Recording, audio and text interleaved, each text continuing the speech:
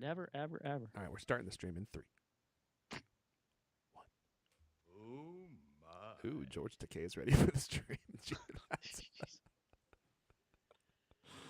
Oh, you know what, Lewis? I completely forgot to write the tweet. Oh heavens! I've got no tweet. We're tweetless. I knew I was forgetting something. I Better knew be it. careful. You'll be detweeted. I don't want to get detweeted. That would. It takes weeks to get detweeted. To get undetweeted. That's all right, because with the title we got here today, M1 Ultra Mac Studio Performance. Ouch. They're gonna come pouring in. I think. Ouch. I don't think that's misrepresenting. Man, what's going on. I'll tell you, I watched that video. Yeah. My eyes crossed about 30 seconds into it and stayed crossed. You mean the Rene Ritchie video? Yeah. I was just like, what is he talking about? Oh, dude, okay, we'll get into this. We'll get into this. Wow. I was dying laughing because I was like, so we're talking about the Rene Ritchie video that he released this morning about the M1 Ultra Mac Studio benchmarks. And he starts off the video by saying that the benchmarks aren't great, which is true. I mean, look, let's just be honest. It's true. There are some benchmarks, and we'll talk about all this, where the M1 Ultra, it lives up to your expectations. But for a lot of them, it doesn't seem like it's performing as well as we would guess. And then about, like a minute 90 seconds or a minute or 90 seconds into his video. It was 90 minutes. 90 minutes into it. I felt like his neurons held hands together and went off that cliff like Thelma and Louise. I was like, dude, what? What? That's your conclusion? Anyway, no hate to Rene. I love the guy. I don't know him, but I'm sure he's a lovely man, but we'll talk more about it. We got Adam Broussard in here who says, tweet, tweet, tweet. Not today. We're going tweetless today. You know what? I'm just so sick. Are you serious? We're going tweetless today. We can't. I don't have a tweet for you, and I'm not going to write one here now. Drop the freaking link in the. Yeah, drop the link in Slack. But I'll just. You can do it. Tweet it live. You do it live. Thank you. Okay, because otherwise I'm going to sit here completely in silence as we. What is going on with this GIF that you posted? This is such terrible television. I'm sorry. I apologize to everyone. What is that? That is the most bizarre GIF I've ever seen. It's great, isn't it? What is that? Oh, can I open this? Can I open this over here so I can show everyone? Oh yeah, there it is. Hold on a second. This is what Lewis posted in the Slack channel just now.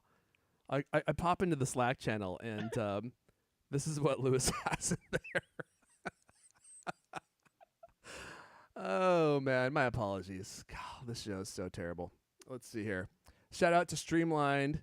Let the megapixels begin. You know who's a huge fan of megapixels? You're looking at him, Lewis Walls. We got Chase McLean. He's got a yippee-ki-yay. I can't finish that. We got Mark Horton here. Mark Lapointe here. Dave Fink here. We got, what was that, Tilapia?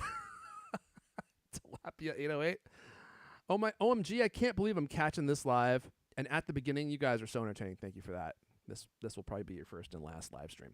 All right, you're going to do the tweet here, Lewis, and then we can jump into the show. We got a lot of stuff to talk about here, everyone. We're going to talk about M1 Ultra, Mac Studio Performance, and we're going to talk about there's a lot more stuff to talk about with the Apple Studio Display, a lot.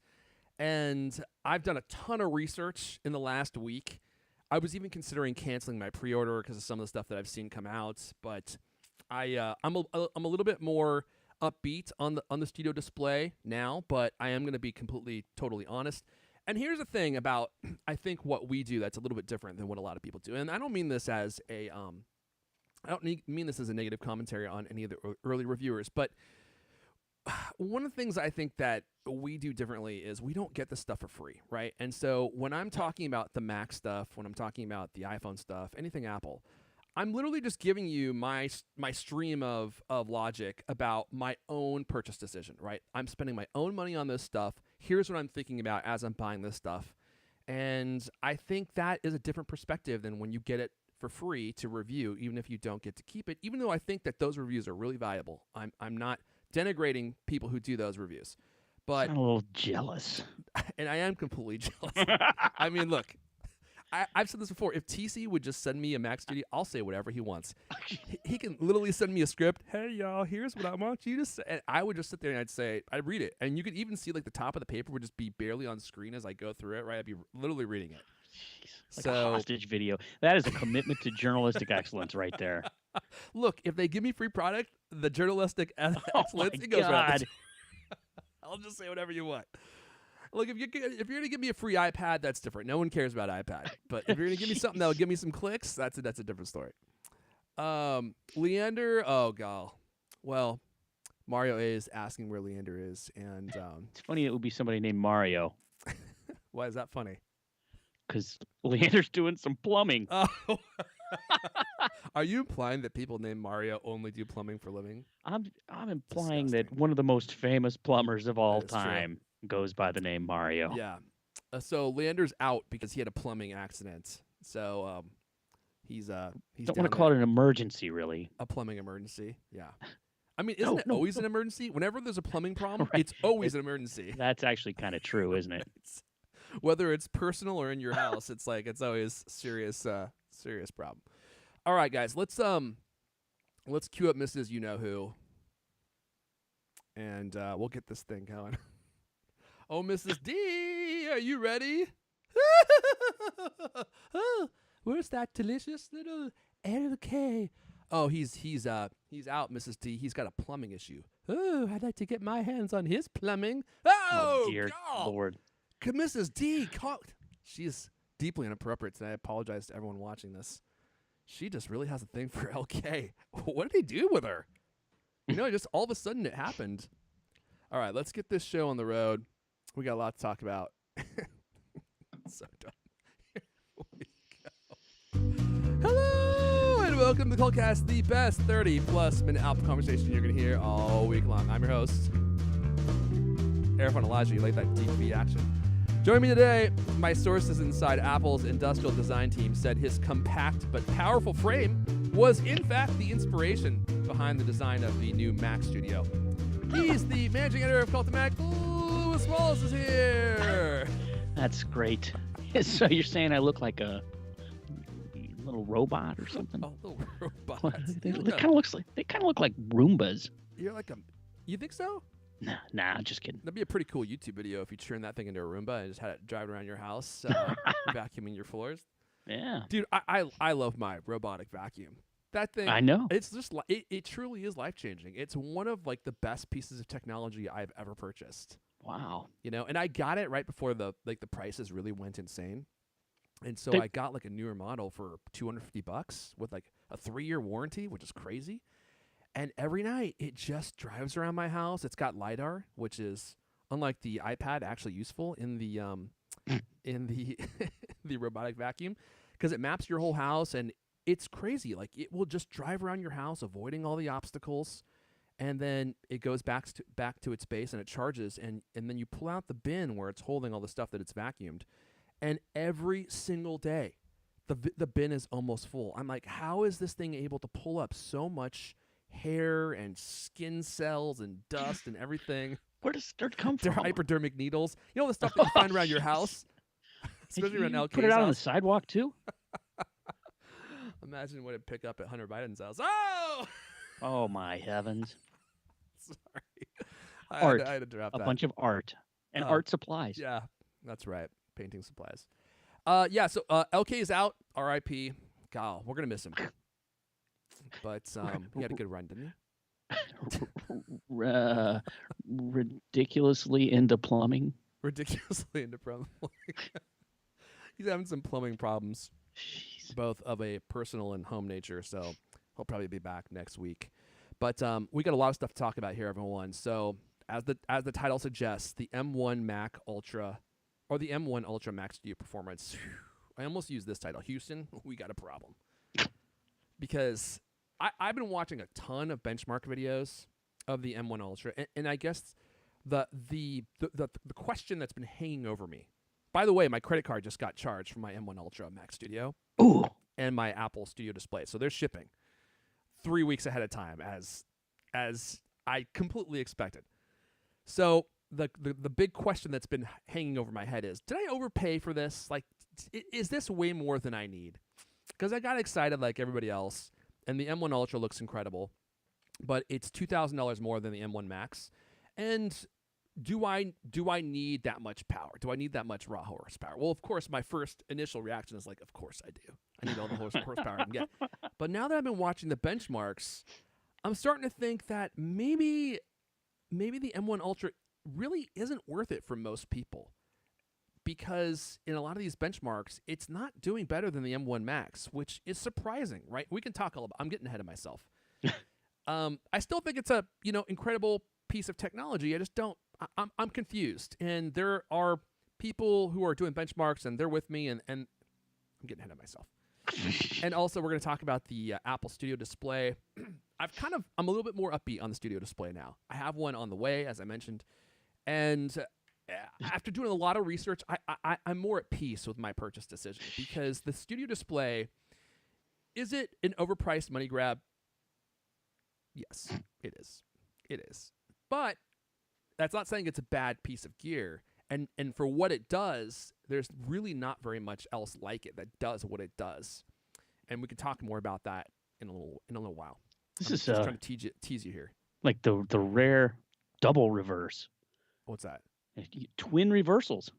Oh, yeah, you're right. Because I'm vacillating. I'm going back and forth. Wow. Because I just spent so much money. Because I just got charged $5,000 for Apple Gear on my credit card. All right, let's see here. Before we dive into all this stuff. Oh wait, and there's even more. We're going to be talking about a potential 15-inch MacBook Air, which honestly at this point is the laptop that I am hoping gets made, because that's the one that I think would be perfect for me at this point. Let's go ahead and give a quick thank you to Jamf, Lewis. Jamf, yes. Everybody's using Apple Gear these days, especially now that M1 Max are selling like wildfire.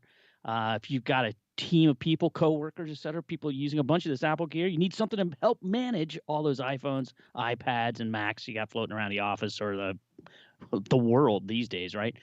Jamf makes annoying tasks that would be typically handled by those geeks in the IT department easy to do yourself. There's a couple levels of service they offer: Jamf Pro for enterprise level stuff, but then there's also Jamf Now, which offers basics that are like for small businesses or even families. I hear some people try to use it with their families. Some people do, in fact, use them for their families. Yeah. And that's what I always tell people for Jamf is you can manage up to 3 devices for free at jamf.com/cultcast. You might as well go sign up for the trial because it's free. You can manage 3 devices for free forever. And so what I decided to do was get my mom's iPad set up on Jamf so that I can manage this remotely. And I'll just show you. I'm here in the Jamf app here. Whoa. And you can see, I know you can't see it because you're doing it live. I'm doing it live. I already took my tie off though. As you can see, it's just bare chest here. I mean, there's chest hair and there's the merkin down here. But anyway, so you can manage what apps get installed on the person's iPad. You can install web clips, or they are those little like icons that link to specific web pages. You can manage their security preferences, like you can enable file vault, will require a password. You can set up an email account for them, manage the Wi-Fi. You can manage restrictions of all different kinds, like which apps they can install, if they can even install apps, app usage, their network and cellular settings, their iCloud settings, their Siri settings. You can update their wallpaper, manage their updates. Jeez. That could be shocking. You can do a ton of stuff. And I was also thinking this would be really perfect if you were managing like a kid's iPad, because you could go in there and make sure that they are only using specific apps, that they're only allowed to install different kinds of apps or no apps at all, right? So that you're managing everything and you can really control what's happening on that device. So even if you don't have a business use for this, which I think there are a multitude of those, right? You could just manage this for family members or your kids, right? Or your remote parents or something, and it would save you a ton of time because you could do everything, remotely. It also lets you see like if your items are still under warranty and how much storage is being used. I mean, you can just see a ton of stuff with Jamf. And you could do stuff like send out, like if you had a group of people working on the same thing, you need everybody to use the same app. You can push it out to them. You can push out Wi-Fi passwords, things like that. You can do all that kind of stuff, right? I mean, Yeah. it just basically makes all that stuff that you have to do if you run a business simple. And I mean, I wonder how much utility there is for a family. I mean, have you helped your mom with her iPad? Is that Well, I got it installed, and I haven't managed any of her apps or anything yet, but I could definitely see how that would be useful because she often has questions about installing stuff or she wants a specific app for something. And I'm like, I always have to say, look, I can't help you now. You have to wait till I see you and bring your iPad. So she's always waiting 2-3 weeks until, we meet. And with Jamf, I can just do all that stuff remotely. So, yeah, I think it'll be extremely useful for managing, remote iPads, remote iPhones, and especially for kids.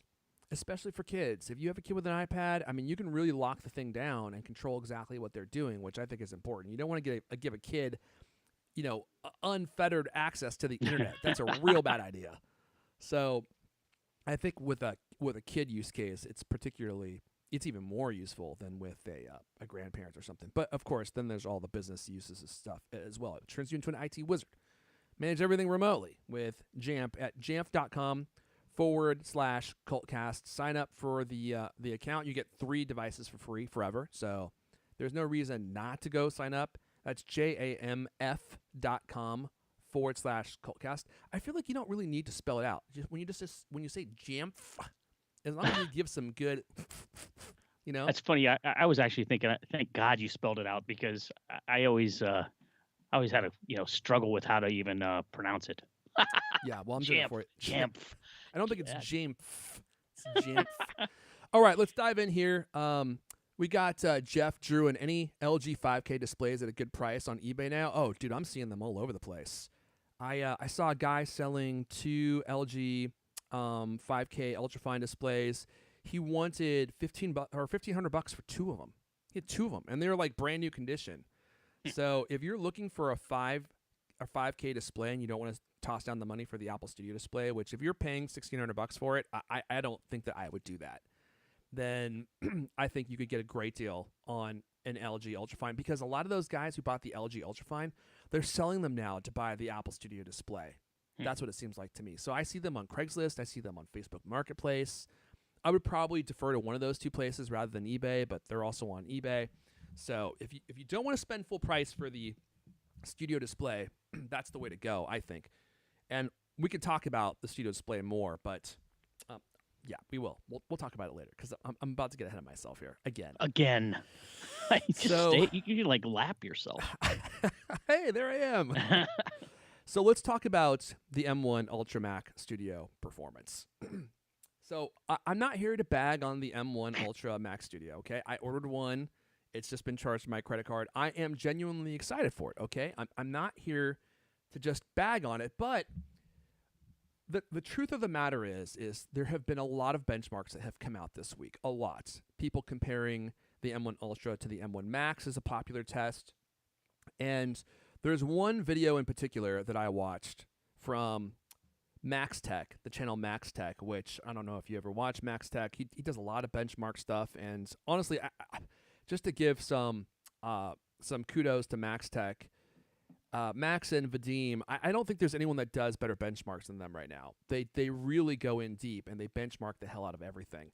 And if you can see this frame from this video, you see his reaction to the M1 Ultra benchmarks. This kind of summarizes the sentiment at this current moment. And for those of you listening, Max Tech is sitting there with his hand on his face, and his face is like pointed downward. Some of these benchmarks have been confusing because they're just not as good as you would expect them to be. And Renee Ritchie did a video this morning talking about the same thing, how the benchmarks aren't as good as we were hoping they were going to be. And then basically he spends the first like 10 seconds of the video telling you that the benchmarks aren't great, they're not looking good. And then he literally spends like 8 minutes doing some mental judo to basically say, well, the benchmarks, no one cares about benchmarks. Come on. Who cares about benchmarks? They're not important. People don't even understand them. I don't even understand them, so don't worry about those benchmarks. You'll be happy as long as you just ignore those darn benchmarks. It's gonna be fun. Now look, I'm just poking a little bit of fun here, but I was watching the video. I was like, if I were in front of Renee having this conversation, I'd be like, Renee, really, is that really how you feel? Like, do you really think that benchmarks don't matter? I mean, they aren't the whole story. I will agree with him on that point. They are not the whole story. There's a lot of real world tests that are hard to measure because they are things that you do within your Final Cut Pro workflow or something, and there's no real good benchmarks to measure those specific things. But they do matter. They definitely matter, and they are a good indication of overall performance. And I think the confusing thing is there are benchmarks, and I'll go through some of these here in just a sec. Sorry for the preamble here. There are some benchmarks where the M1 Ultra does really well, but there's a lot of benchmarks where it doesn't. And my point is that you're spending $2,000 extra on an M1 Ultra. The advantages should be obvious. They should be jumping off the page and slapping you around like that, you know? They shouldn't be hard to find. You shouldn't have to be nitpicking and looking through and trying to find the one place where the Ultra is better. Like, it's a $2,000 edition. The benchmark should be obvious. The real-world test should be crystal clear on how this is performing better than an M1 Max. And right now, the truth is they're not. In a lot of instances, the M1 Ultra is performing as good as the M1 Max, and in some cases, a little bit worse. How can that be? I know. Well, that's the question. And that's what we're going to talk about here in a second. So I'll point you to this this great benchmark and thermal video that Max Tech did, and I'm pulling out some of the observations that they had and some of my own observations looking or watching their video. And we'll just talk about benchmarks here just at a high level. Okay, I'm not going to go too in deep here. I'll let you go watch the video yourself. But this is the sentiment that you need to keep in mind. Okay, the M1 Ultra. So, in the one of the first observations I would make is like the Mac Studio. I think across the board, everyone's saying dead quiet. The thing just doesn't turn the fans on ever. Like, you can barely ever hear it, which I think is an important feature because a lot of us don't like having noise when we're doing our editing and having the fans screaming. Also, the other thing, and this kind of goes hand in hand with the fans not coming on, is that the cores of the M1 Studio or the M1 Ultra don't actually get that hot. Like, they hover between like 35 and 50 degrees Celsius, which if you ever built a PC, like an Intel PC, you know is like, that's like less than idle for an Intel CPU, right? Like an Intel CPU will get to be like 120 degrees Celsius under load and maybe 50 under idle. So that's really good. So let's talk about benchmarks now. So the M1 Ultra was about 70 to 75% faster than the M1 Max in the 3D Mark benchmark. Okay, so that's good. That's really good. That's probably about as good as I've seen from a benchmarks perspective. Like you would expect that the M1 Ultra would be twice as fast as the M1 Max because it's two M1 Maxes fused together. But from what I've seen, that never actually happens. Like, the best that I've seen is it might be 70 to 80% better than one M1 Max, which is good, but it's not double the performance as you might expect, okay? And one of the observations that Max Tech had was that it kind of seemed like throughout all these different tests, the M1 Ultra never really got it never really was being maxed out, right? It always seemed like something was being held back. It wasn't getting as much wattage as it could have handled. And so it wasn't being utilized as much as you would think that it would be, which could be one of the reasons why the performance isn't as good as you would think it would be. So let's move on to Cinebench.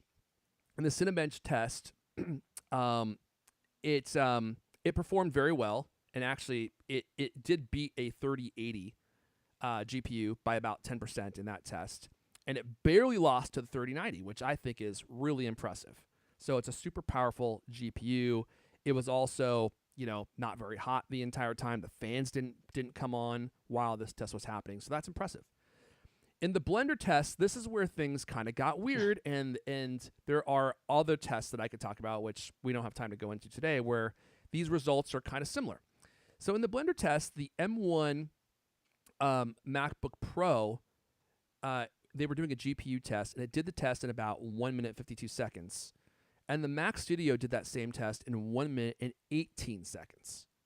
So 1 minute and 52 seconds for the MacBook Pro with a, let's see here, what did it have? The M1 Max. And then 1 minute and 18 seconds for the Mac Studio. Now, Lewis, that seems like not a really big improvement to me. Wouldn't you agree?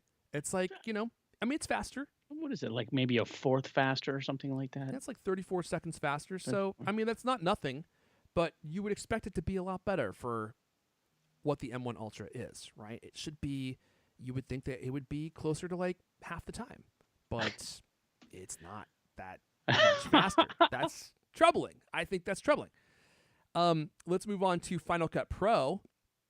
In the Final Cut Pro export test, the M1 or the M1 Max in the MacBook Pro did the export in about 1 minute and 22 seconds.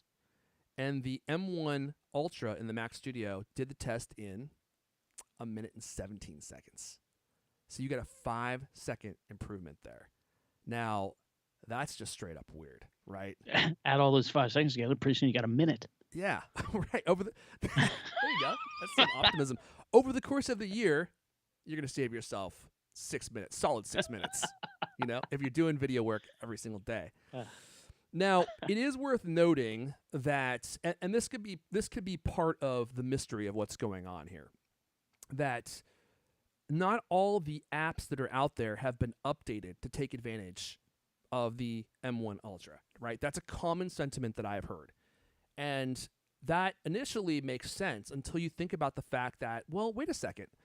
The M1 Ultra was designed to be recognized as a single SoC, right, by applications. And the whole point of fusing the two M1 Maxes together in this way was that you wouldn't need to optimize, I thought. You wouldn't need to optimize your application to take advantage of the extra horsepower because the system does that for you, right? Like it's built into the M1 Ultra. It's just one chip to your system. And so for me, I'm confused. Why aren't all apps immediately able to take advantage of the power of the M1 Ultra? I don't understand that. Maybe there's someone out there that does. It doesn't make sense to me.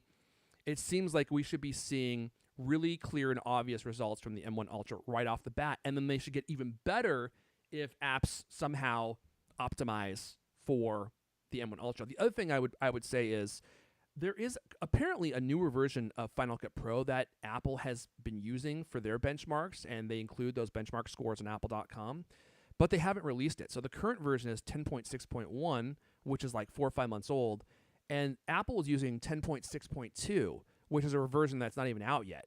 So people are saying, oh, well, the reason we're not seeing crazy good Final Cut Pro for performance is because 10.6.2 is not out. Maybe. But again, I go back to my original point.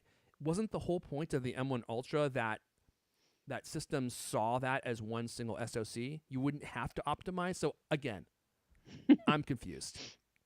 And back to Rene Ritchie. I mean, he was saying like, well, the benchmarks are confusing and they're hard to do, and people misunderstand them, and you really need an expert to interpret them. I think those are all valid points, but it shouldn't be this hard to interpret. You know what I mean? Like, like the benefits of the M1 Ultra should be readily apparent, I think, for all to see. You shouldn't need some mystic crystal ball reader to interpret the benchmark results for you. They should be obvious. You're paying an extra $2,000. I think that the benefits should be obvious. Are you with me so far here, Lewis? Yeah, I mean, my first thought was it must just be that the software isn't quite, ready for it or whatever to take advantage of the full power. But yeah, I don't know. I mean, I watched that whole video too, and honestly, just I couldn't even. I just don't care that much about benchmarks. I care, does the computer work and do what I need it to do. I find it shocking. That was kind of Renee's point. I feel like that was Renee's point exactly. Like, don't worry about all those kooky benchmarks. Like, don't worry about those guys. Come on. No one cares about benchmarks. Like, I just thought he was being he was being acrobatic in his explanation, right, to justify the upsetting benchmark performance that we've seen so far. And by upsetting, I don't mean it's bad. I just mean it's not as good as we had hoped it would be for the amount of money that you're spending. Well, and they said, or you said that some of the things were it actually performed worse on. Yes. What was that? What was that? Drop test? I mean, what was it? They played kickball with it, right? So like they dropped it on their foot, kicked it, and they did a roll soccer pretty match. well. I mean, there were tests, and I'm not completely shocked by that because in single core performance, in some tests, it doesn't do as well as the M1 Max, or they're really close, because the M1 Ultra, its power is its extra ProRes encoding engines, its extra cores, CPU cores, its extra GPU cores. So if you're just doing something that measures single core performance, then yeah, it's not going to win necessarily in those benchmarks because you're not taking full advantage of its benefits. And I get that. But there's a lot of those kinds of tests that it seems to not really do a whole lot better. So that begs the question, what is the M1 Ultra actually better at, right? Like what is the purpose of all that extra power? Sapping your wallet. Besides enriching Apple, yeah. You know what I mean? And again, I ordered one. I'm not like, abandoned ship, this thing. But I do wonder maybe, it seems as though most of us probably would be better off with the M1 Max. Unless you're doing something really specific that takes advantage of the M1 Ultra's power. But that kind of goes back to my question. What are those things, right? Like, in what areas would the M1 Ultra actually be completely utilized? If you're doing a lot of 8K content, that seems to be one of the areas. But if you're doing 4K content, it doesn't seem like you're actually gaining a whole lot by switching to the M1 Ultra. I don't know. I mean, that's why I'm buying one, so I can do the test myself. But it is surprising, right? Like, it should have been in this first round of benchmarks. We were all like holding our breath and excited to see what happened. And then once we saw the results, it was like whoopee cushion. You know, it was like it was very deflating. It was like, wait a second, I spent $4,000, $5,000 on this machine. The machine that Max Tech was using was almost $6,000, and it's like, wait a second, like this isn't necessarily outperforming my MacBook Pro. Now that is a pickle, because that's a whole lot of extra money, and I know you like pickles. I do like pickles. I actually pickles are delicious. I also love pickles. Like, you know those big weird ones at the gas station, the fluorescent ones. Like those fluorescent green ones are just floating around in that jar of urine.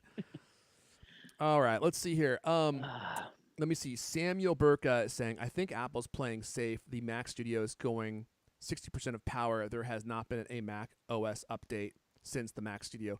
Well, that could be it. I mean, the answer might just be updates, right? We just need updates. But if that's true, then where are those updates? The Mac Studio has been out for a week, and there are no updates yet. And going back to what Tim Baker in the chat is saying is, the Vergecast was saying that the beauty of the M1 Ultra was that it didn't require apps to update to support it. Yeah, that's what my understanding is too. The whole point of the M1 Ultra was that your system sees it as one SoC. So why would apps have to update for it? That's the part that troubles me and makes me think that maybe we're not actually going to see significant performance increases going forward, even with updates. So I don't know. I'm just giving you guys the information. And this is stuff that I think about because I'm plurking down my own money on this.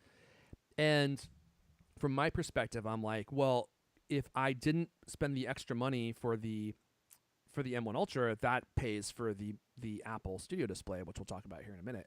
So it's a lot of extra money. You know, $2,000 for the M1 Ultra is a lot of extra money. And if you're not going to get that much value out of it, then it's worth talking about because you might want to save yourself the extra money. I don't know. This is just all the stuff that I'm thinking about. There is some good news with the M1 Mac Studio that came out this week, and I don't mean to imply that the Mac Studio is bad news because that is kind of what it sounds like when I say that. I'm actually really excited about the Mac Studio. I'm just wondering if the M1 Max version is the sweet spot. That might be the one that most YouTube creators or creators who are focusing on video editing should go for. But let's talk about removable storage here, Lewis, because this was a development this week, or the lack of. And you're saying this is a good bit of good news, huh? Okay. Well, I'm not saying it's good news. We don't know yet, but it could be good news, depending on how Apple plays this. Yeah. So apparently the Mac Studio storage is removable, but you won't believe this. Apple blocks user upgrades. So you can remove it, but if you don't put it back in, your computer's not going to work. Yeah. If you don't put the exact same module back in, folks. yeah.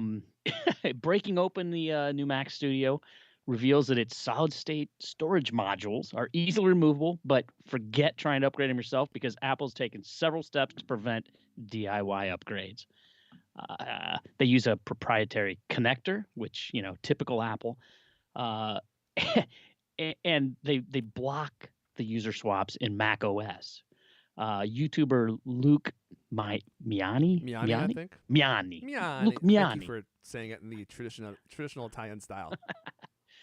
He pulled apart 2 Mac Studios and discovered that even if you take out an original SSD out of one of them and put it in the other one, it will simply refuse to boot up. So you literally can't do it. The software block not only prevents you from potentially pulling out your own original 512 gigabyte drive and swapping in a larger one from a third-party vendor. Oh, can't have that now. It also stops original Apple drives from being used from one to be used in another. It's like, there's a chance they could reverse themselves on this, right? And they could allow that to happen because if it's a software, they can change it. But for the time being, make sure you get the storage you need. Yeah, so it's really interesting. So once the teardown started happening, we all expected the SSDs to be soldered to the motherboard, and it turns out they're not. There's actually a port, an Apple-designed port for an SSD. So they can literally pull the SSD out, plug another one in, and each Mac Studio has 2 ports.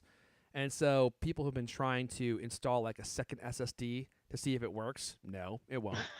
And then the test that Luke Miani was doing was he just pulled out one SSD and tried to swap it out with another SSD of the same size from another Mac Studio, and that didn't work either. So like the Mac Studio requires that the SSD be the one that Apple put in the machine before they shipped it to you. Now, I don't like that Apple did this. It seems like a petty additional step to force you to buy their own SSDs. Are we surprised? No, none of us are surprised. But the reason I say this could be good news is I wonder if someone will be able to figure this out. And by someone, I mean OWC. Because they have been the company historically that has somehow figured out how to create these aftermarket components for Macs that actually work. And how cool would it be if they figured this out and figured out the process and sold you a 4 terabyte SSD for like a fraction of what Apple charges? And now, I don't know if you watched any of those unboxing videos or not unboxing videos, but Mac Studio breakdown videos where they take the thing apart. Taking that thing apart, it's no small feat. Just a couple it's not screws, impossible. right? Just a couple of screws. Yeah, all you need is a screwdriver. Oh yeah, 99-cent screwdriver, just a right? screwdriver, and you're ready to go. You got to take out like multiple layers of stuff and not screw anything up to access the SSDs. Now, it's not the most impossible thing I've ever seen. I mean, it's definitely doable, but again, you have to like take that little rubber ring off the bottom of your Mac Studio, which I don't know how the heck you get that thing back on because it's like glued down, right? So get your Elmer's glue ready. It's glued on, that thing? It's glued on. I should watch like some of adhesive these. strips. Yeah, check it out. It's like it's not easy to get into, and getting that rubber ring back on the bottom of your Mac Studio, I don't think it's going to be straightforward. I'm sure there's a way to do it, but if you're willing to do it and you can save yourself a bunch of money by buying like an aftermarket SSD, then that would be something that you might be interested in doing. So again, is this possible at this point? No, all of this is purely theoretical. We have no idea if Apple will even allow this because at this point it does seem as though Apple has blocked SSD updates via whatever they're doing in the software, so that you just literally can't replace the SSD, even though it is user replaceable and is user serviceable. So potentially, if you want, user serviceable. Well, it's accessible, right? Like you could do it. The only reason you can't is because Apple says But maybe they'll relent once they get enough bad press. Again, I just want to. I feel like we're just taking a big old poop on the Mac Studio. I'm really excited about the Mac Studio. So I hope it doesn't come off as me just doing an episode saying how bad it is. Like I think it looks like an incredible machine, and I've put my own money down to buy it. But I think it's worth talking about the pros and the cons and just putting it all out there and having a discussion about it. Bitter and jealous that you didn't receive one on Apple's tab.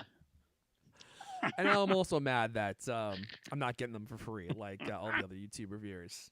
I mean, Tim, I will literally say anything. I will say absolutely. You can literally, you don't even have to type it out. It can all be handwritten, and it can be on regular paper, a napkin, whatever you want. And I will just sit there and I'll read it as naturally as possible.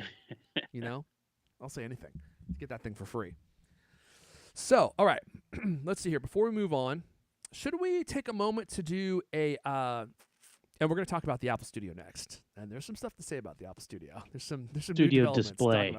I'm sorry, the Studio Display. Thank you. The Apple Studio Display.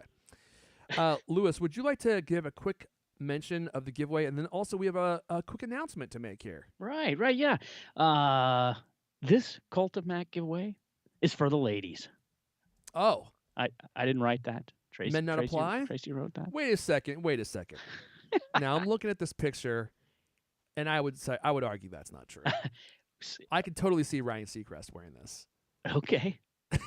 So this week, what we're giving away, 5 lucky winners will each receive a stylish Napa crossbody iPhone case from, you're going to have to help me out with this. I believe this is a French name, Noemi. Noemi. Let's go with that. Noemi. Apparently that's French for Naomi. I don't know. I'm not familiar with this company, but they do make these really nice leather iPhone 13 cases. They look very chic, as you might imagine, from a company with a French name like that. They're great for when you're running errands or going out of town when you don't need a bigger bag. These things go for $79.99. They're nice, basically just a case with a what's it called? Strap. A leather strap that is adjustable and detachable. Made of genuine leather. It's got this nice pebble texture, steel clasps and hardware to hold all together. Available in black, black and gold, white and black, and brown and black. 4 different colors. That's 4 different colors for those of you who can. Thank you for clarifying that. Yeah. Soft interior lining to protect your iPhone, and a handy rear pocket for up to 4 cards. Credit cards, IDs, etc. Secure snap holds at place. Go to the homepage, Cult of Mac, scroll down to where it says giveaway, enter. All you got to do is just sign up for our newsletter or follow us on Twitter or, send us a cupcake. I mean, there's multiple ways to enter. I got to say, I saw some women. I was in Rome last week, and I saw some women with these walking around. I'm like, that actually looks convenient. It looks you're way thinking about more getting one yourself, huh? I'm not going to do it, but hey, there's nothing wrong with that. It looked very convenient, not having to put that iPhone in, slide that thing into your back pocket, or God forbid your front pocket because you got to sit down on a subway or something. Yeah. Anyway, I was a little bit jealous of what the gender conventions have excluded from my capabilities. Hey, you know what? It's 2022. There. You could wear this. I might have to rethink there things. There are no conventions you should be scared of. All right. Well, I'll put a link to this in the chat here if you guys want to enter the win. And you know what? You might just want to do that because your odds of winning, they're not bad. They're not bad. And I'll put a link to the show notes or a link in the show notes as well. All right. I just want a quick diversion here to the chat because we got some interesting conversation going here about what's going on with the Mac Studio and the M1 Ultra. So we got Tony here, Berzio.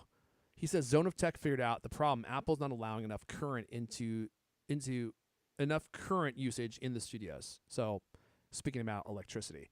So before we move on here, this is something that Max Tech also commented on, is the fact that it seemed like throughout all the different tests, the M1 Ultra and the GPU just wasn't getting as much current as it seemed like it should have been or could have been. Actually, let me retract that. What he was talking about was it seemed like Apple was underclocking the CPU, right? So it wasn't running as fast as they could have, and we don't know why. And then with the GPU, it just wasn't getting as much current as it could have been. Like, it could have been running at like 105 watts or something. I forget the exact wattage. And consistently throughout all the different tests, it just wasn't getting anywhere close to that, which just seems to indicate that the performance was being limited in some way for some reason, and we don't know why. And I don't know if it's a thermal thing. Doesn't seem like it would be. So we don't know what's going on, but it does seem like the full power is not being utilized in a lot of these benchmarks. And I also watched a lot of real-world performance tests, like people just using it in Final Cut Pro and Adobe Premiere, DaVinci Resolve, and it seemed like throughout those tests, for whatever reason, the M1 Ultra was just not being as utilized or performing as well as you would think it would. So this is a developing story. We'll continue following it. I kind of half expect that in the next 2 weeks, we will see some kind of updates that will indicate that, okay, yes, apps do need to optimize for the M1 Ultra in some way, and we'll see much better performance. That's what I'm hoping for. Worst case scenario is we don't get that, and we end up with like a 20 or 30% performance increase. That's how much it seems like to me from a video editing perspective, which is what I'm focused on, with an M1 Ultra, which is not nearly enough to justify an extra $2,000, in my humble opinion. So, there you go. Let's see here. Let's move on. Let's talk about the rare opportunity. Oh, I completely forgot. Thank you. Yeah.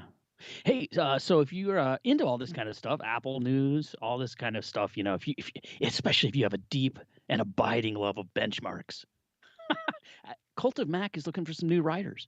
We're looking for contributors, people who want to write about Apple stuff, Apple internet culture, stuff like that. Anything, basically. I mean, anything that's interesting to Apple users and Apple fans. Which is a lot of stuff, you know, like drones. I mean, there's all sorts of stuff that people who love Apple also love. Yeah, I mean, and yoga, basically everything. Everything, everything works with an iPhone now. Yeah. So anyway, if you're out there and you're, think you might want to try your hand at blogging, or maybe you already do it, whatever. We're looking at a couple people to the thing. We just need to kind of bump up the staffing levels just a smidgen. We're looking for people with different ideas, different opinions. We got all kinds of stuff. I mean, if you read the website, I mean, there's a ton of stuff that we do. Apple news, Apple product reviews, and not just Apple products, all kinds of tech products, how-tos. We got a new how-to writer doing stuff for us now. So if there's anything that any kind of Apple interest that you got and you want to express yourself, drop us a line. You could send. Let me see. I guess you didn't really think. Lewis Walls would be a good way, right? Sure. I try to ignore Twitter as much as I can, but that'd be a good way to do it. Yeah. Okay. Well, send me a message on Twitter. That's a great idea. Or what's another way? Because I mean, a lot of people. That's actually the best way, because I'll actually see it. If I get an email, I'll never see it. So. Yeah, that's kind of where I'm at. I get so much email now that I'm like, if you don't text me or you don't reach out to me on Twitter, I probably won't get back to you. Yeah, that's terrible. I actually need email is out of control. I know, mine is Every too. time I look at it, I get depressed. I know. Just hundreds and thousands of unread emails. Yes, is a wasteland of unmet expectations. It's just all these people emailing me, and then I get put on press lists, and then I start getting emails from all these people who I've never heard of before. It's like, dude, it's just so bad. It's so bad. Why do we even bring it up, man? Now I'm depressed. Okay, good. Well, we're gonna wrap up here pretty soon, so you won't have to be depressed for long. So, okay, let's talk about the Apple Studio Display. So, another video out this week from MKBHD, and this one about the Apple Studio Display. And the title of the video is, quote, "The Apple Studio Display is a bad deal." Now, I don't think he's saying that the Apple Studio Display is a bad deal. He's saying he's quoting people who are saying it's a bad deal. And I think I've been one of those people who have said that it's a bad deal. That's not to say that it's a bad display. It's just to say that it's a bad deal. Like, for what you get for the price that you're spending, it's overpriced. And I think that is a pretty common sentiment at this point. And I've been doing more research into this week. And I'm a little more upbeat on the Apple Studio display. And here's why. There really is nothing else like it. It meets a very specific niche. And if you have to have all of the elements that it offers, it's really only maybe one of 3 displays that's out there that will check off all the boxes that you're looking for. And what are those boxes? Well, you want something that is, 5K, right? There's not a lot of 5Ks that are out there. There's a lot of 4K displays that are out there. But the problem that you'll find with 4K displays is most of them are not Retina. So the Studio display is, I think, 218 pixels per square inch.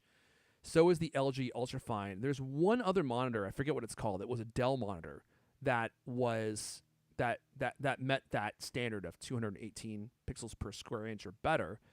And actually, the Dell was like even higher. It was like 260 or 280, although I don't remember what the resolution was, like the overall resolution. So you can find a lot of great monitors out there that are 4K that have, really fast refresh rates, built-in speakers.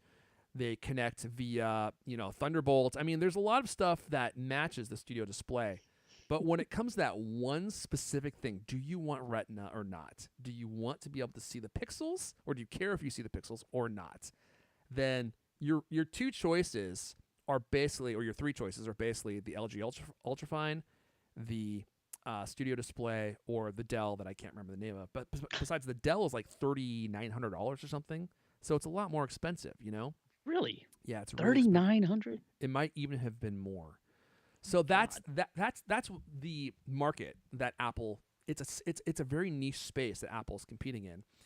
And when you look at the price of the LG Studio display, which is what Apple is probably comparing themselves to, that's $1,300. The Apple Studio display, it's a lot more beautiful. It's more sturdy. It has better built-in speakers. I would say that it has a better built-in web camera or a webcam, but it doesn't really. I mean, there's some weird stuff going on with the webcam, which we'll talk about here in a minute. And then you get the beauty, you get the aesthetic. And the one takeaway that I came away with from MKBHD's video, and it was a great video, man. He made some great points, is when people say it's overpriced, well, is a Porsche overpriced, right? Is a Bentley overpriced? You kind of get where I'm going with this, and I'm kind of robbing his points. And it's a fair question, right? Like, you're paying for a high-performance piece of equipment. There's really nothing else like it. It's beautiful, and it's specific. It has very specific features for very specific people. So, yeah, it's not a Hyundai. It's not a Honda. It's a performance piece of equipment. And so, is it overpriced? Well, it depends on who you asked. I think it is overpriced for what you get. I think the reason that I'm disappointed, the reason that a lot of people are disappointed, is not because it's not a great monitor. It's that Apple could have done something really special with it. I mean, they could have taken the Pro XDR display and they could have basically miniaturized it, right? And released the Apple Studio display, which would have been a smaller, like slightly inferior version of the Pro XDR display. But that's not what they did. They just took the display that was in the 5K iMac and just put it into a different enclosure and changed the price to $1,600 and are selling it to you. I mean, that's essentially what they're doing. So in that regard, it is kind of a miss, because when you frame it that way, it kind of just seems like a cash grab. I mean, and honestly, that kind of feels like what it is. Apple was like, well, business users are going to be buying the M1 or the Mac Studio, and they need a monitor. And so why don't we make a monitor for them? Well, how can we do that? Well, let's just take the monitor out of the iMac, the 27-inch iMac, and sell it to them in a different format and, change the price a little bit. And people will be happy with that. They'll get the webcam. They'll get the speakers built in. They'll have a full solution, and we'll make some extra profit on that. And so it doesn't do anything particularly that great more than any other monitors, but it is Retina. It is beautiful, and the display is very good. And that's kind of maybe all you need, and that's all they did. I think it's unfortunate that it doesn't have mini LED built in. I think that would have been a huge bonus for the monitor because you would have had a much better contrast ratio. I mean, it's just LED backlight. It's just a single LED backlight zone, so the contrast ratio is not going to be that great. It doesn't have ProMotion, as we've mentioned, which I'm not super bummed about. I would have preferred to have a like the mini LED display system from the Pro XDR, so you get the much better contrast ratio. And so it's a fine monitor with a really high price tag. And if you need a monitor that you want to match your Mac Studio, then it's a good option. If you don't care what it looks like, I would definitely go with the LG Ultrafine because it doesn't outperform that monitor really in any way except for brightness. And it is slightly improved. I mean, from the benchmarks that I've seen from the people that have reviewed it, it is slightly better. So Apple didn't literally just take the display out of the iMac, the 27-inch iMac, and toss it in the new enclosure. Or if they did improve it slightly in some ways. But if you don't care about Retina, well, now your whole world is open. You can get really great monitors like there's one really good one from let's see here, Eve Spectrum. So there's this company called Eve.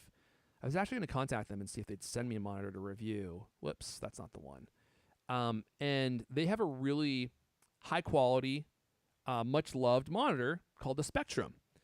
And it has a lot of the features that you would probably want. It's 4K. It's 144 hertz. Let's see here. Oh, here's the 4K one, right? Let's look at this one. It's 144 hertz. It's got an IPS panel. It's got HDR with up to 750 nits of brightness. Like that's even brighter than the studio display. It's got adaptive sync, and it can charge your MacBook Pro with a USB-C cable up to 100 watts, which is even better than the studio display. It comes with a matte or glossy coating. Like the glossy coating is going to make your picture just really pop off the screen. And it's beautiful. It's got, I think, very beautiful industrial design. So you could do this instead.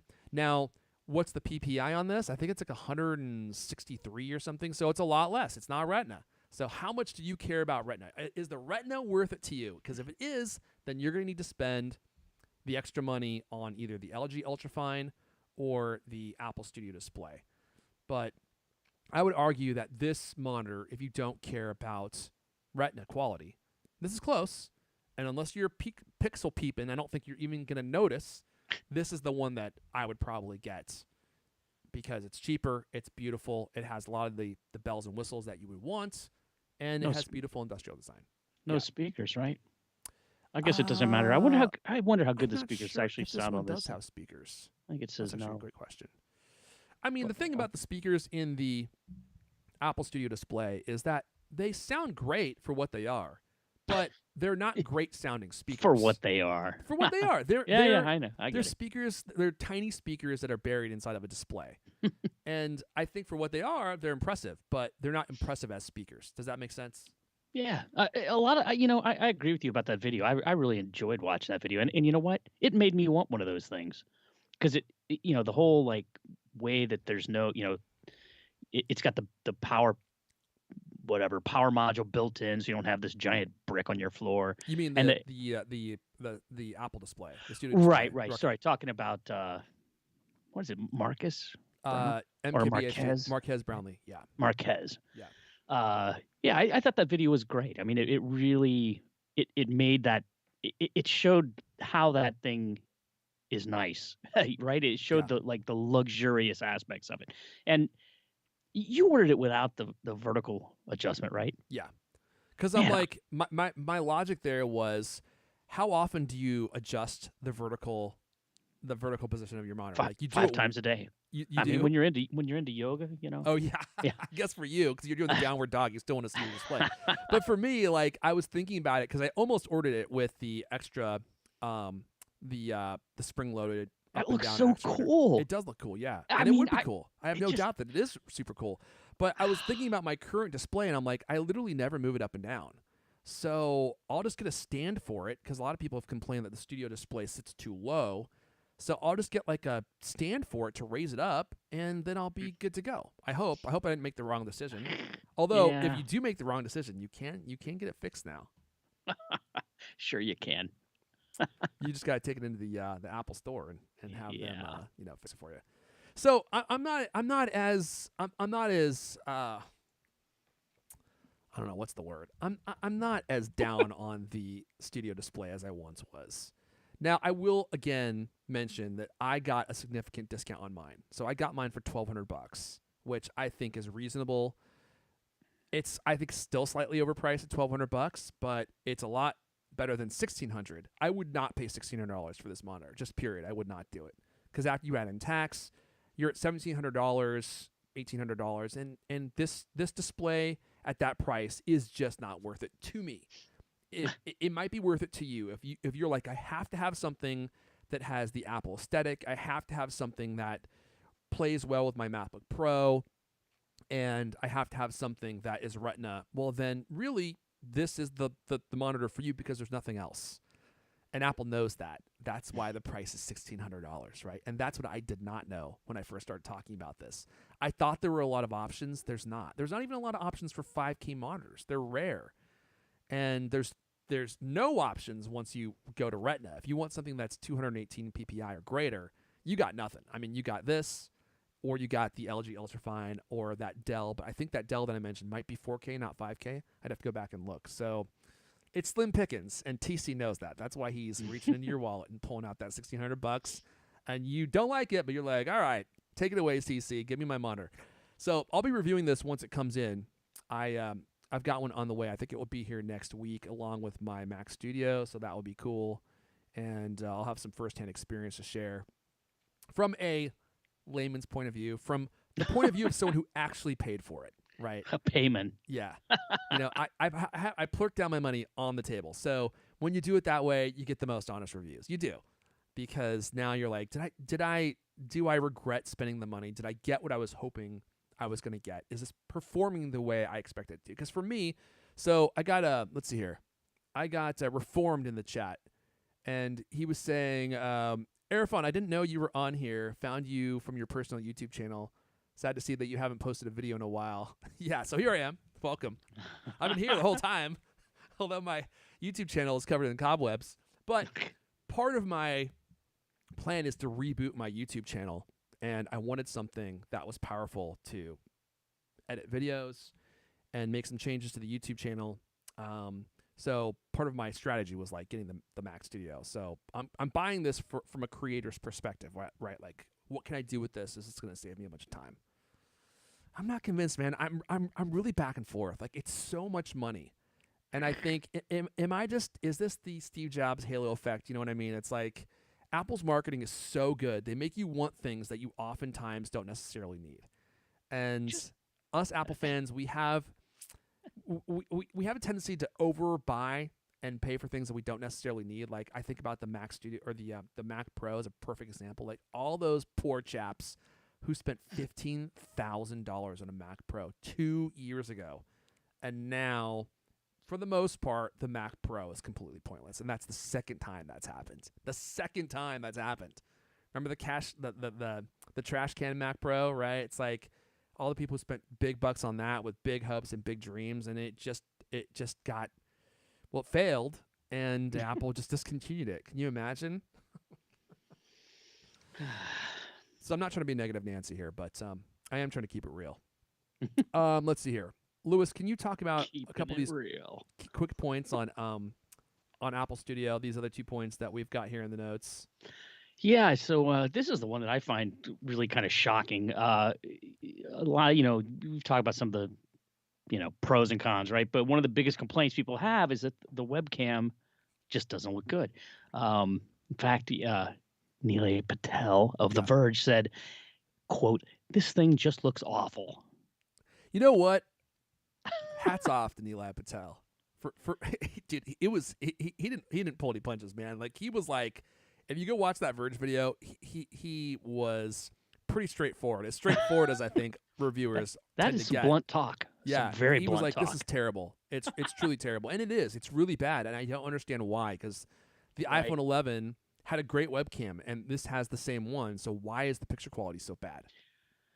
Well, there is some good news because the webcam should get a lot better. Apple, quote, discovered an issue where the system is not behaving as expected, the company told The Verge. And they also said that they will be making improvements in a software update. However, The Verge notes that there's no timeline on that update nor any details on what might improve. It will actually do, yeah. Oh, don't you worry. We're going to get that fixed up for you guys. How do you ship a $1,600 to $2,000 display with a webcam that looks like crap? Okay, so I heard a theory about why the webcam looks bad that I actually think makes a lot of sense. Was it Max Tech who was making this point?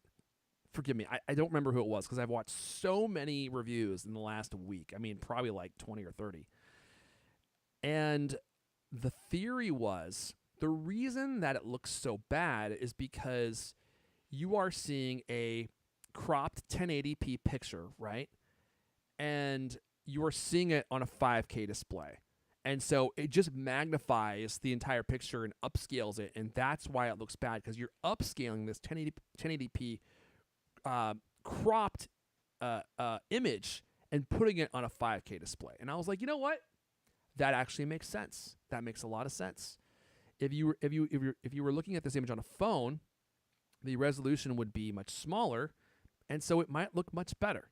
I don't know if that's the only reason why it looks bad, but I think that is probably part of the explanation. Is Apple going to fix it? To your point, like, why would they release a picture that looks this bad on a display that costs $1,600? Because they had to. Because they can't fix it. Because this is what you get. Like, are they going to tweak it a little bit? Probably. Is it going to look way better? I seriously doubt it. I could be wrong, but I think the reason they did it is because that they made it as good as they could, and then they shipped it. And those people who are expecting that it's going to suddenly change and be much better, I would be surprised if that happened. I don't think that is probably going to be what ends up happening. It's going to be just the way that we see it now, but slightly better. I hope that it gets better, but I'm not planning on using the webcam, so for me personally, it's not a big point of contention. But yeah, if you were planning on using this as a general business display, then it might be disappointing because it doesn't look great, you know. And for a $1,600 display, it should look better. Like, they should have put a nicer camera module in here. Is anybody using webcams these days? I don't think so. You know what? A lot of people don't. In a lot of the meetings that I do, people just go without video. Oh, really? It happens all the time. Yeah. People just don't turn it on. And at first I thought it was weird, but I think it's kind of nice because, like, now you're like, oh, I don't really care what I look like, and you don't feel any pressure. Well, that's obvious. I mean, clearly I do now. That's why I'm doing deep V. I don't do deep V for anyone, guys. I hope you guys appreciate this deep V action I got. And you know what? Such a gift. This is a personal choice. I could have buttoned this up, but I'm not. I'm not going to. I might go lower. I might take it a rung lower. If the views start dropping, I'm like, uh-oh, time to break out the big guns. I might do a couple rungs lower. And brace yourself for summer, folks. Summer's on the way. Summer's on the way, Lewis. Got to get ready. Okay, so let's wrap up with this one last story. God, we're going super long here, Lewis. There's a lot to talk about, man. We've this been going is for a giant product release thing. It's crazy. An hour and a half. Okay, here we go. Let's talk about the last Studio Display story. This was great news, Lewis. Great news, because everyone was worried that once you purchased your display, the stand is what you had forever. But it turns out that's not the case. Yes, that's true. The stands and mounts into three kinds, right? So there's the normal, non-vertical adjustable one that losers like Irfan bought. I was reading the chat. You're lucky I didn't catch that. I hang up on you and do the show by myself. You know, what is it? It's an extra $400 to get the one that goes up and down, or you can get a Visa mount. You just mount it on like a robo arm or something, right? On your desk. Let me just butt in.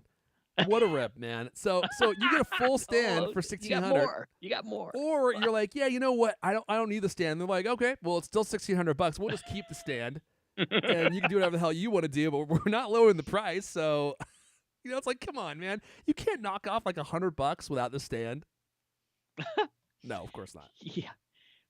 But people, I think even Apple said like at the time, like make sure you get the one you want, right? Because it's not replaceable. But it turns out it is replaceable. And you can take your monitor to an Apple store and get it swapped out. I'm sure for a pretty penny. Yeah, I wonder how much that's going to cost. It's I not need the one cheap. that goes up and down. Yeah. How much you going to charge me? $400 plus how much? I'm gonna guess it will be $600 if you want to swap out the stand. That's just a guess. I have no idea. Because we don't have any info on that, but because they're not gonna want to keep your old stand. They're gonna give the old stand back to you with the new stand, right? You think? Oh yeah, they don't want your old stand. They're gonna just take that thing and toss it right in the smelter right there and recycle it. And Johnny I will be back there with like a big old pole, like mixing up the aluminum, in his matching deep V. And they'll just recast another one. TC will be back there with his soldering mask on. Just recast them. Yeah. So there's one other little tidbit about this stand. Sorry, not the stand, the display.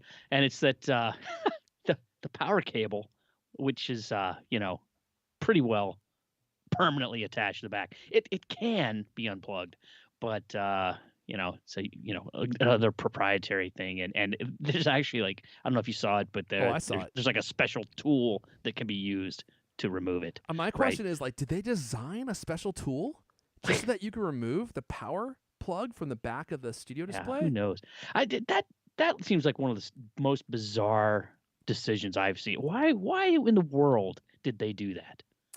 Somebody had a theory that I read online, and it went something like this: normal power cables are really stiff and inflexible, and Apple didn't want theirs to be like that, so they had to design their own cable. And because it's not a certified connection, they had to like redesign like their own connection to the computer. I have no idea if that's true, but I was like, oh, it kind of makes sense. Why didn't they just use the MagSafe one from the iMac? Oh, well, that's a great question. That was another one of the criticisms of the studio display. It's like, it's $1,600, and you're not even getting a computer. Like, you can't just put the MagSafe on there. Just give us some MagSafe. The housing from the M1 iMac, and that's the part that you left out. And the computer, right? And the computer too, yeah. And they're like, and you're like, well, why is it more expensive? Well, it took a lot of work to remove those parts. I think it's easy to remove the Mac and then remove the MagSafe. It took us like a whole year to figure that out, so we got to raise the price $300. Mr. Weiner. It just seemed bizarre to me that it is not. It's not unpluggable, but whatever. I think it is unpluggable, but you gotta not easily. You gotta tug really hard. And I think the reason they have this tool is because the tension is so great that they're worried that you're gonna damage when you unplug, and they don't want to damage the place where it plugs in. So if you look at this picture, you can see when you attach the tool, this wacky tool, it looks like it pulls the power cable like completely straight out. There's no angle to that cable at all. Yeah. Well, I mean, that, with guitar cables and stuff, right? You don't ever want to put them under tension. You want, my wife does this all the time. She's always like bending her cables and, plugging things in ways that they're just like bent and awkward. And I'm like, that's going to fail, right? And sure enough, like the next gig, it's like, oh, I'm all out of cables at work. Can I borrow one of yours? It's like, oh, great. Well, yeah, let me just give you another one to just destroy. All right. Why would they make it not? I don't know. To me, I find that completely baffling. That's my point, Lewis. Is there is a lot of weird decisions like that about the studio display. You're like, why didn't they? Why didn't they wait? Why didn't they? And then that's why. And MKB, God bless him, he even said this. Now, it must not have been easy for him to say this, right? Because he's got to be careful that he doesn't upset the Apple overlords, because he gets a lot of stuff early ahead of time. And he saved it to the very end of the video to say that it was a swing and a miss. And it's not to say that the monitor is bad, because it's not a bad monitor, but there's just so many weird design choices and so many strange omissions.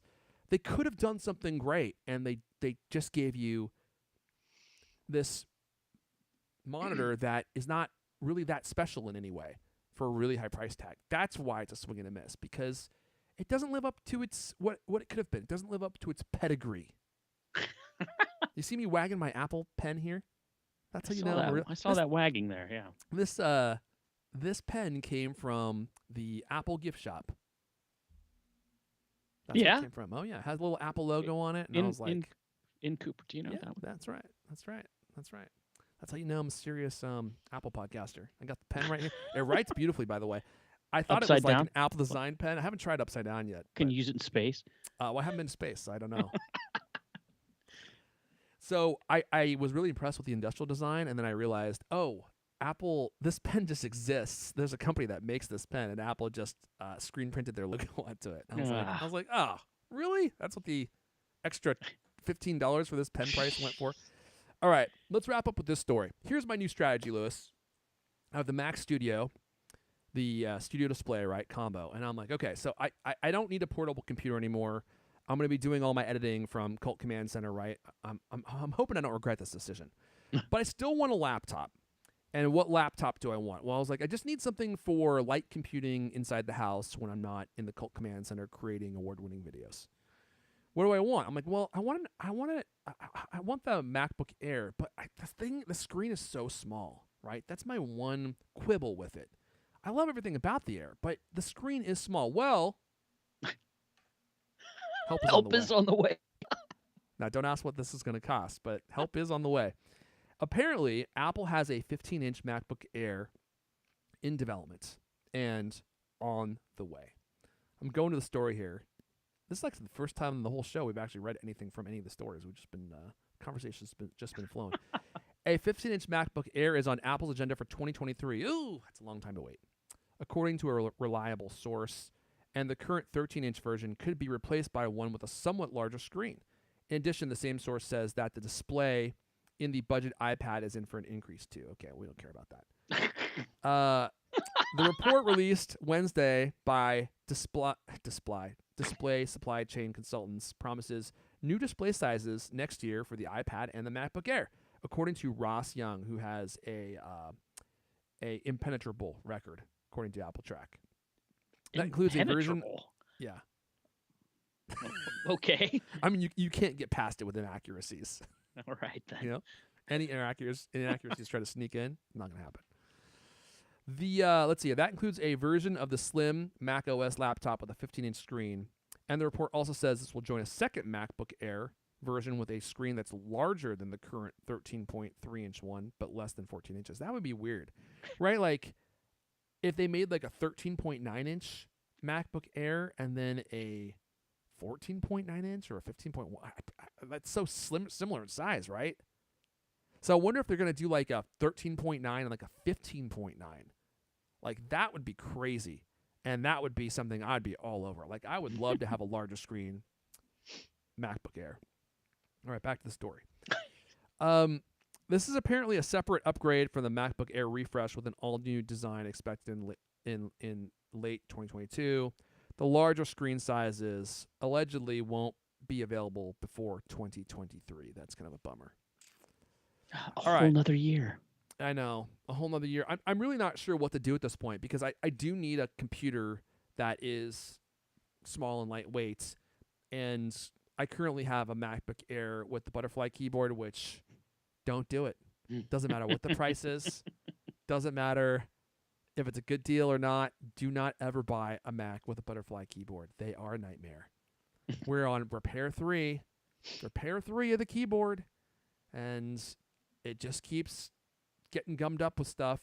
And I don't know, man. I mean, we talked about this for a long time, and Apple said it wasn't a big problem, but it's been nothing but a nightmare for us. It's like it just keeps happening.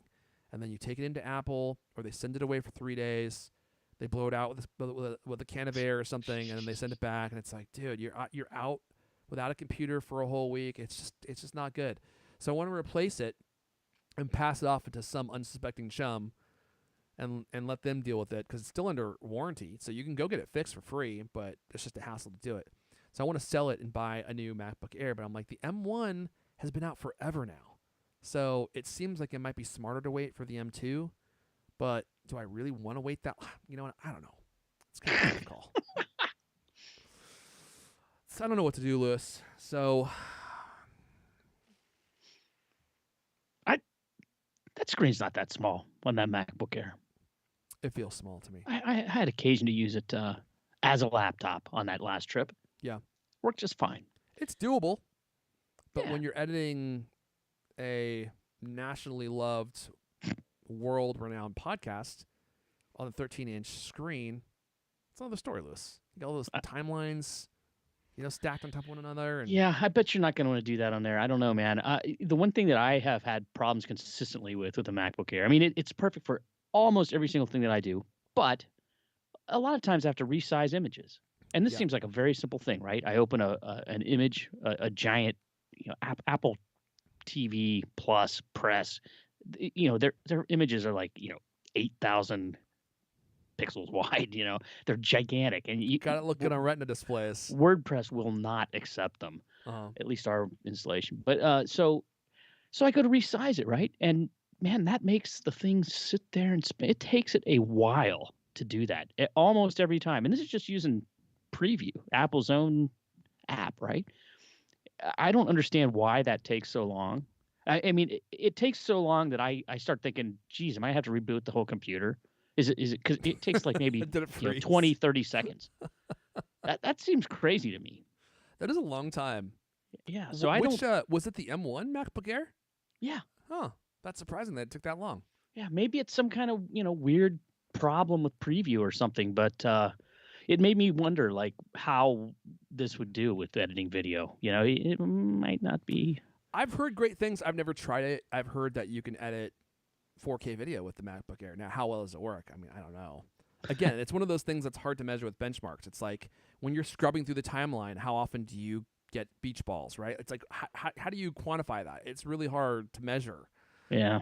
So, yeah, I don't know, but I heard that you can do it. And the fact that you can do it at all, to me, is like stunning. That you could edit 4K video on a MacBook Air. Because when the MacBook Air came out,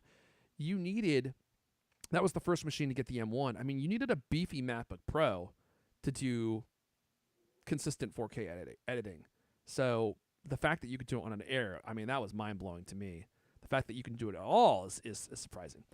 We're just rambling now, Lewis. Yeah, we've gone over the edge. There's just literally nothing else to say. We've been going for what, 90 minutes? Need somebody to deliver some coffee midway during that one. I'm just gonna start the music so that we stop. Because you and I are talkers. We'll just keep going and going and going and going, which is why we always start so late. So I'm starting the music. Let's go ahead and wrap it up there. That's all the Coolcast we have for you guys this week. If you want to come share your opinions about the Mac Studio or Apple Studio Display, I would love to hear what you have to say. I'm at Airfon on Twitter, ERFON. Lewis is at Lewis Wallace. This is the Coolcast, the best 30-plus minute Apple conversation you're going to hear all week long. New episodes of the Coolcast come out every Thursday night. I want to thank everyone for listening, and we'll see you guys coming in for my close-up here, Lewis. With those beautiful brown eyes. Next time. You pulled the plug on that one pretty fast, That went fast? You pulled the plug on it, yeah. Oh. Felt like we were doing it for an eternity. Like if we went any longer, LK was just going to show up for the next show. Hello, guys. Oh, man, I hope he's okay. No, I hope he doesn't die in that plumbing accident. Wouldn't that just be the way he goes? Oh, man. A water heater exploded. Water heater explodes. Man dies by water heater shrapnel. Or he's trying to fix it and the whole thing just falls over on top of him. Oh, man. Long show today. Streamline says, it's because Dad was gone. Yeah, that's the thing. That's true. LK can't stand doing a long show. When he's gone, we go extra long. Right, that's true. All right, all. Well, Twitter Spaces is a great idea. You're right. We should absolutely do that. All right, guys. I'm hovering towards the end stream button as we speak. I hope you all have an excellent weekend full of fun and fizz. I don't know what that means. All right, bye.